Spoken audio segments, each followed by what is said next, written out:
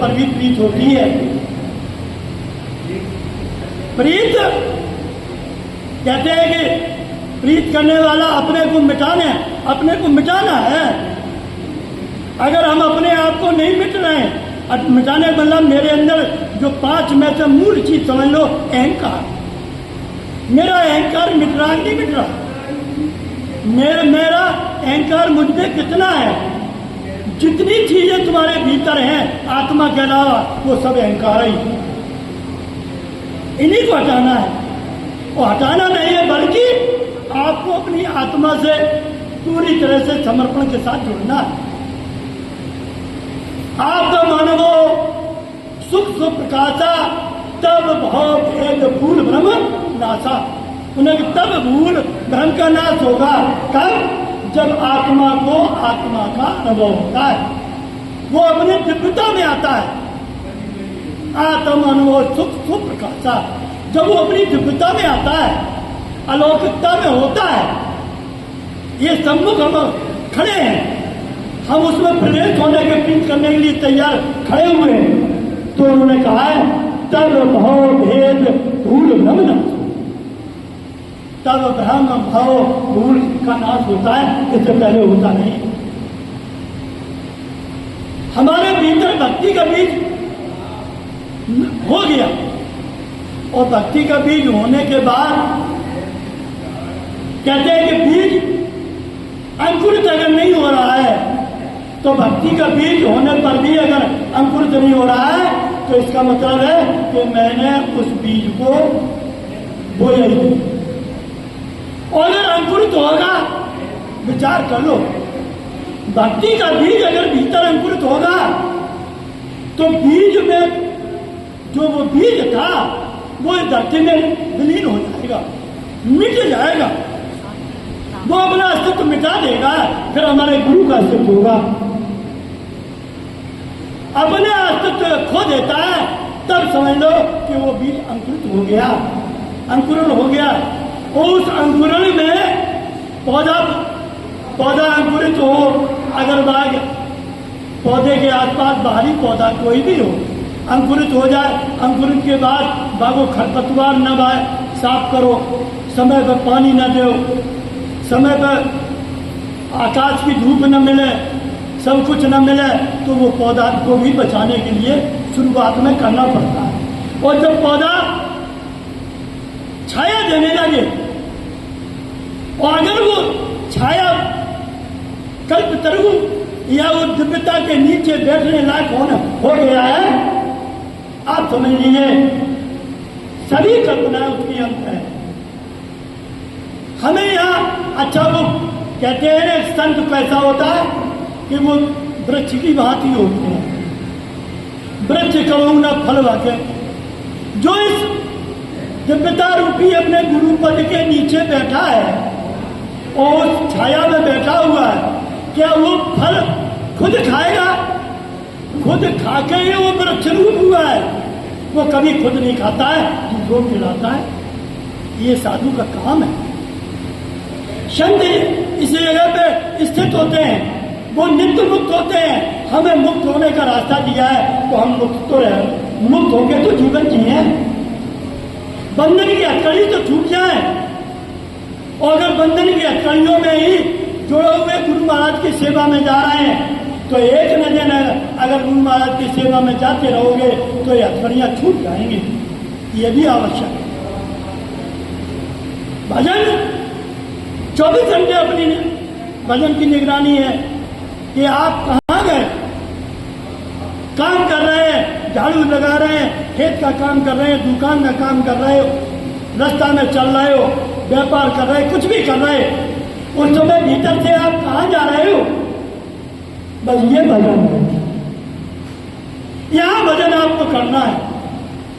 एक तरफ हमारे गुरु खड़े, एक तरफ संसार खड़ा, शरीर और संसार खड़ा है, शरीर और संसार के रिश्ते खड़े हैं, सब खड़े हुए हैं। भीतर से मुझे कहा जाना, शरीर को रिश्तों में भेजिए, लेकिन खुद को मत रिश्तों में बांध के रखिए। ये है जीवन का लक्ष्य। हम अपने जीवन का लक्ष्य पालेंगे सरल तरीका से, ये सरल तरीका है। अगर हम ये नहीं कर पा रहे हैं तो आप समझिए फिर हम भीतर से हम कहाँ भज रहे हैं? जहाँ भज रहे हैं वही तुम्हारा भजन है, वही तुम्हारा लक्ष्य है, वही तुम्हारा प्रियतम है। हमने अपने आत्म तत्व को अपना प्रियतम कहाँ बनाया? मेरा प्रियतम अगर आत्म तत्व है तो हम आत्म तत्व के अलावा मुझे कुछ भी सूझेगा नहीं। जब वो जैसे सच्ची प्रीत हो जाए तो वो बाकी अलावा कभी बातों भी सुने चाह अच्छी लगे थे का लोभी को लोभी की बात करो बड़ी अच्छी लगी है, और लोभी से लोभ की बात काट दो ये ठीक नहीं है, तो वो तुम्हारे वहां बैठना बंद कर देगा और उठ के चला जाएगा। ठीक ये तरीका हमारे आपके पास गुरु महाराज ने दिया है कि तुम इस शब्द ईश्वर आत्मा प्राण कुछ भी कहिए, हंस तमाम नाम है, अगर इसकी चर्चा करने लगो किसी के सामने तुम्हारे पास तो अपने आप झंझट जितने भी बंधन थे वे छूट गए। तुम्हारे रिश्तेदार तुम्हारे पास आने को तैयार नहीं होंगे। ये करके देखो, और जो कर रहा है काय उन्हें तुम्हारी तो देखा काय ना समय अपना बर्बाद कर। इनके पास तो भाई गाता एक ही गाता। अब बताओ एक को हमें जब एक ही है वो तो एक के अलावा हम कहाँ जाए, और दूसरी अगर है तो दुनिया है। इस एक से हटे नहीं बनो, दो है तो दुनिया तो है। फिर इस आसार संसार में सार को मुझे पकड़ना है। इस आसार इस बॉडी, ये मृत्यु रूपी बॉडी में सार है, सार को मुझे संभालना है। कहाँ संभालना है? वृत्ति के ऊपर। सार को कह रहा हूं, इसमें से सार निकालना है। इस आसार में ये सार फैल गया, यही तो गति।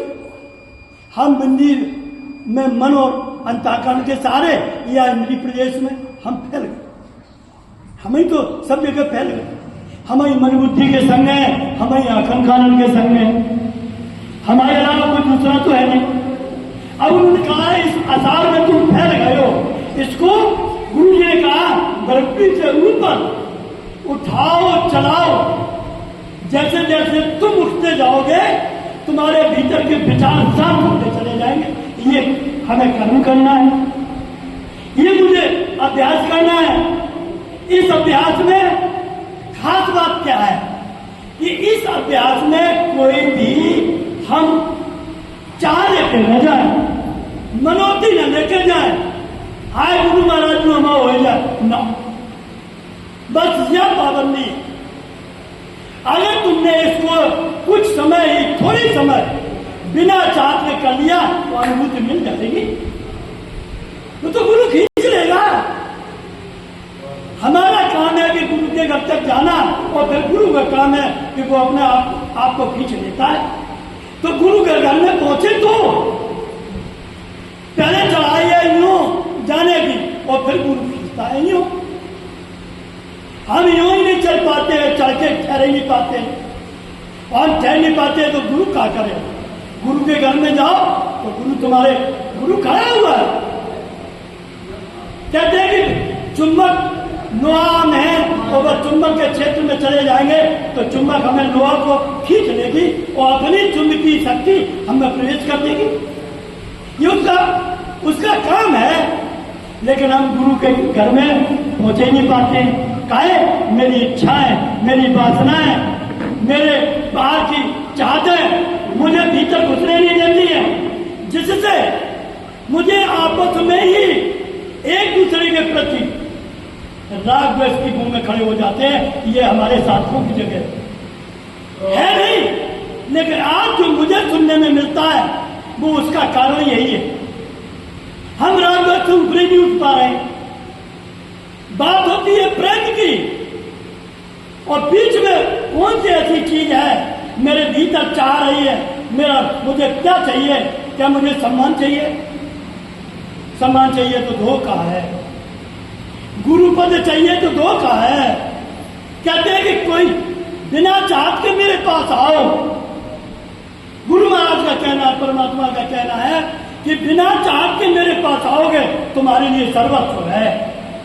और अगर हम चाहत लेके जा रहे हैं तो वही मिल के रह जाएगा, इसलिए वहां टिको नहीं। भीतर कुछ भी मत रखिए मत। देने वाला तो दे रहा है। जब वो 24 घंटे दाता है, देने वाला है, तो हम अपने 24 घंटे कहाँ रहते हैं, किन भाव में रहते हैं? क्या एक ही भाव है हमारे पास?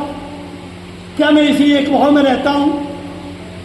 ये सवाल हमारे आपके लिए है, सबके लिए। और जब एक भाव से दूसरे भाव में चले गए तो अन्य भाव चला गया, वहां देह भाव हो जाएगा, मन में विषय विकार सब हो जाएंगे, उससे एक भी बचेगा नहीं। इसलिए मुझे अपने तत्व स्वरूप, अपने शक्ति स्वरूप, इस शक्ति के भाव में रहना। जो 24 घंटे तुम्हारे साथ है, भाव के साथ वह शक्ति है। हमने भाव दूसरा बना लिया, ये मेरी भूल थी। मुझे उस भूल का निवारण करना है, दूसरा कोई करने वाला नहीं है। हाँ, साधु संघ में सुना दिया जाता है कि भैया अगर भीतर कोई पर्दा है तो उठाओ, हटाओ। हम ही ने पर्दा बनाया है, परमात्मा ने पर्दा नहीं बनाया है, आत्मा का पर्दा नहीं है।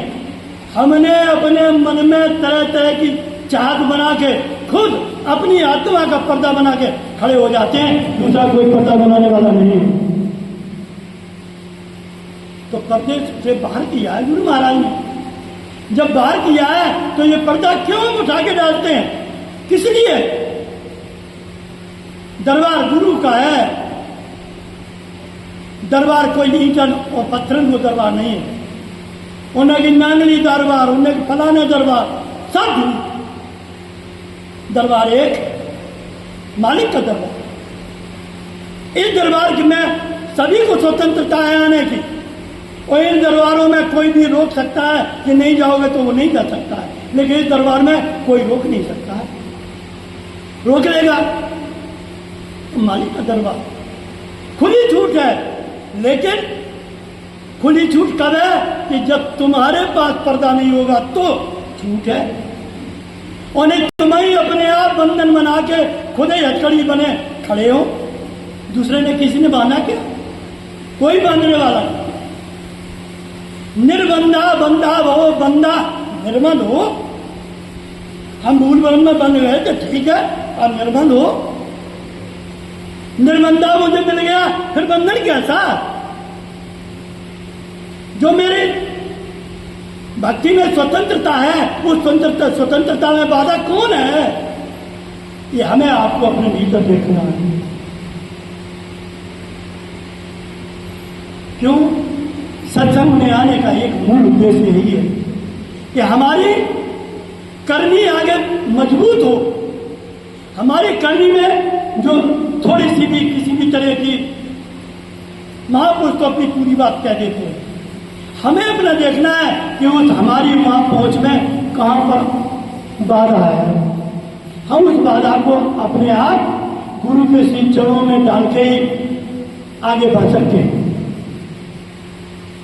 जिसने अपने गुरु महाराज को पूरी श्रद्धा और समर्पण नहीं किया है, ये मार्ग नहीं चला जाएगा। जहां से आपको गुरु महाराज का ज्ञान मिला है, आपको अपना पूर्ण समर्पण अपने गुरु महाराज को करना पड़ेगा, तभी उनके वचन का पूरी तरह से तुम पालन कर पाओ। आधी श्रद्धा है, आधा समर्पण है, तो आधी श्रद्धा और समर्पण से भजन हो। अगर दुनिया में सर्वोपरि हमारे गुरु महाराज परमात्मा हमें मिले, तो सर्वोपरि अगर हैं तो उनके वचन को हम सर्वोपरि रखेंगे, नहीं रखेंगे। हमने कितना आगमन किया अपने स्वामी को, अपने गुरु महाराज को, ये तुम्हें समझना है। गुरु महाराज के प्रति पूर्ण श्रद्धा और पूर्ण समर्पण। आप देखिए, भजन में रुकावट नहीं होगी और भजन तुम्हारे भीतर गुरु खुद ही करवा देगा। गुरु भजन करवाते हैं, हमारी समर्पण में कमी है, इसलिए हमें भजन करना पड़ता है। और जब हमारा समर्पण हो गया, हमारी श्रद्धा में कुछ है नहीं, तो गुरु भजन करते हैं। प्रेमी बंधु, क्योंकि हम आप बहुत हो यहां बैठे हुए, इतने कम नहीं हो, लेकिन जागरूकता हो जाए। हमारे गुरु गोविंद सिंह कहते थे, 1.25 लाख से एक लड़ाऊं। अब बता, उन्हें कि जो आत्मा की ओर प्रीत करने वाला मतवाला हो जाए, यही तो मत है ना, वो मतवाला हो जाए। जिस मतवाले में क्या है, जो चले उन्हें कही है, जो चले तो उन्होंने कहा कि जा राह में जो चले हैं उन्हें दुनिया की फिक्र छोड़ दी। उन्होंने कहा दुनिया में जितनी भी है, मीरा जी चली थी तो उन्होंने कहा था लोक लाज सब डार दही, और अगर लोक लाज लगी है तो वही तो है हमारे पास, मार्ग चलने में ये भय आगे बाधा खड़ा कर देगा। तो उन्होंने कहा हमने तो सब लोक लाज छोड़ दिया। यही एक ऐसा मार्ग है जहां लोक लाज त्यागनी पड़ती है, अन्य जगह लोक लाज का पालन करो। साधु मत ये कहता है, अगर गृहिणी हो तो अपने पति की सेवा करो, मर्यादा का पालन करो, लेकिन यहां इस दर पे लोक लाज को ताक में रख के बैठो, यही वो दर है। और अगर इस दर में भी आपने भीतर लोक लाज अपने भीतर रख ली तो आपने धोखा कर लिया अपने लिए। लोक लाज कहां है? लोक में लाज है, और परलोक में तो खुला खेल है। परलोक में लोक नहीं है, और जब लोक नहीं है तो लाज कहां है? फिर तो लाज रखने वाला हमारे साथ है। मैंने तो जीवन का मैंने सौंप दिया, सब भार तुम्हारे हाथों में। ये कहना है कि समझना है? समझना है। कहने से होता नहीं है, और समझने वालों जो समझ लेता है वो रुकता भी नहीं है फिर।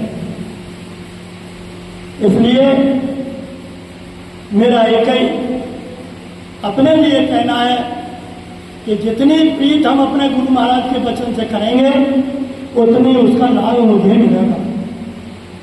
यही आपसे कहना है।